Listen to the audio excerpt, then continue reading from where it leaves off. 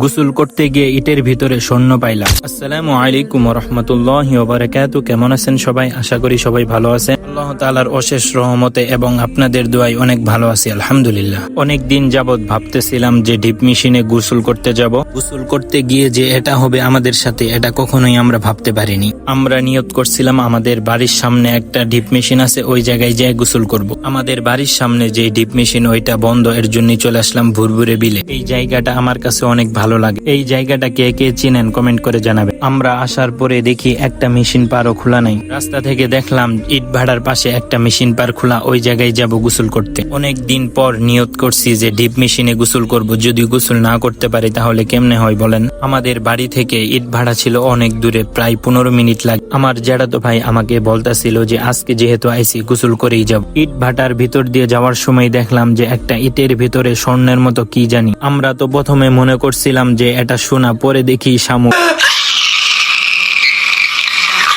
তারপর আমরা গোসল করা শুরু করে দিলাম। আমি তো পানি থুয়ে আসতেই চাইছিলাম না। আমার জ্যাঠাতো ভাই আমাকে বারবার বলতেছিল যে বেশি গোসল করলে রোজা হালকা হয়ে যাবে, এর জন্যই আর কি তাড়াতাড়ি চলে আসি আমরা।